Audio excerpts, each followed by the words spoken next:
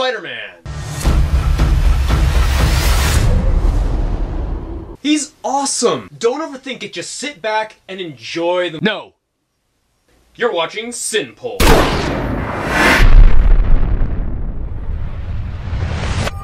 Admittedly, The Amazing Spider-Man 2 is more or less politically neutral when it comes to its overarching theme of hope. And I've been told that a political analysis of the Spider-Man movie is not only unnecessary, but also impossible. I've even been told that the very idea that film is so saturated with political agendas as forwarded by our first CIN POL episode is exaggerated. However, the danger with these mentalities is that they can cause us to turn off our mind's critical filters while watching a movie because we believe we're not watching a quote-unquote political film. Every director and every writer have a political perspective, and whether or not that opinion is shown through the main theme of a film, very rarely are filmmakers able to completely remove their agendas from their work. Sometimes their messages show up only as normalizing sideshows, but they are there.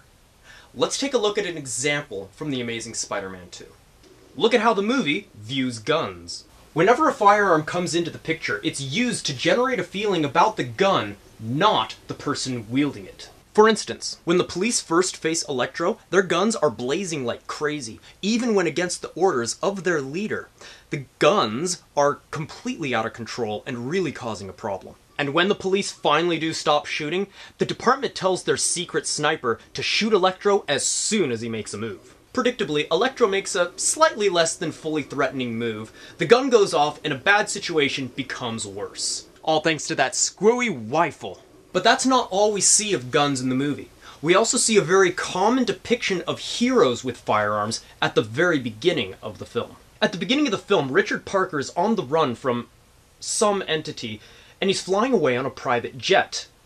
Partway through the flight, a hijacker appears with a gun, and the two men get in a fight, resulting in Richard Parker securing the pistol. And what's fascinating about guns in the hands of heroes in this kind of film is that the hero is never allowed to shoot anyone, even in self-defense. Instead, what heroes do to stop the bad guy is shoot a volatile element of their environment, which causes the gun to become an indirect method of salvation, and consequently more of a tool than an actual weapon. This allows the filmmakers to make the good guys look like they don't need a gun to shoot anyone. Another example of this is the Lone Ranger, in which the Lone Ranger carries a gun, shoots his gun, saves the day with his gun, but never shoots anyone with his gun. Richard Parker is the same type of hero here, because instead of actually shooting the hijacker to stop him, he shoots out a window of the jet, causing the hijacker to get sucked away. This depiction fits within the liberal perception of guns.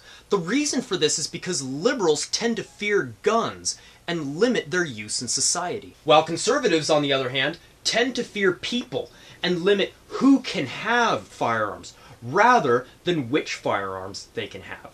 And the movie's perspective on guns is just one of many examples of liberal insertions into the film. There's also the decision to make the city powered by green energy, rather than nuclear power. And the almost automatic assumption that the white, middle-aged, suit-wearing corporate males of Oscorp are evil.